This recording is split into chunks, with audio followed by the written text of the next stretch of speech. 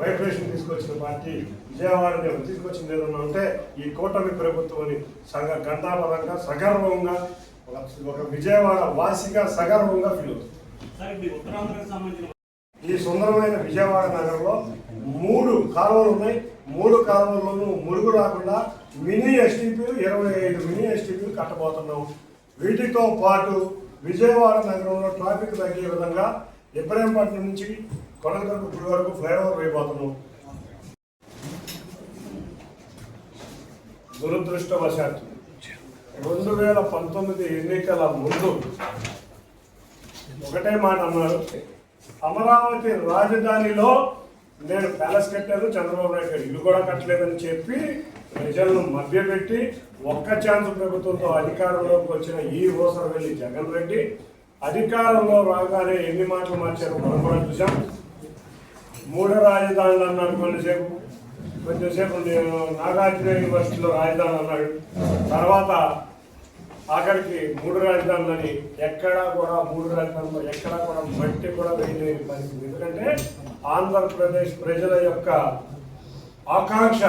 ఆకాంక్షల్ని ఆ రోజు మనం చూస్తే హైకోర్టు, కోర్టులు, న్యాయస్థానాలే వారు రాజముద్ర వేసి గెజెట్ నోటిఫికేషన్ కేంద్ర ప్రభుత్వం ద్వారా రిలీజ్ అయినందుకు ముందుగా అందరికీ కూడా ధన్యవాదాలు తెలుపుతున్నాం. ఎందుకంటే మనం చూస్తే గత 50 సంవత్సరాల నుంచి కూడా ఈ ఆంధ్రప్రదేశ్, ఇప్పుడు విభజించబడిన ఆంధ్రప్రదేశ్ ఎప్పుడు కూడా ఒక రాజధాని లేకుండా ఎన్నో ఇబ్బందులు పడతా ఉంది. ఆ రోజు మద్రాసు రాష్ట్రం నుంచి విడిపోయినాక కర్నూలు రాజధాని అనుకున్నాం.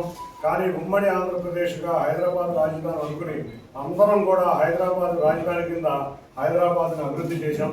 అన్నిటికన్నా ముఖ్యంగా 2 రాష్ట్రాలు విడిపోయినాక మనం హైదరాబాద్ నుంచి మనకి రాజధాని కావాలి అని అందరం అనుకున్న సమయంలో గౌరవ ముఖ్యమంత్రి వర్యులు రాష్ట్రం మధ్యలో అమరావతి ఉండాలి, రాజధాని ఉండాలి అని ఆ రోజు అందరినీ ఒప్పించి ఆఖరికి అక్కడ ఉన్న ప్రతిపక్ష నేతలు కూడా ఒప్పించి అమరావతి రాజధాని ప్రారంభించడం జరిగింది.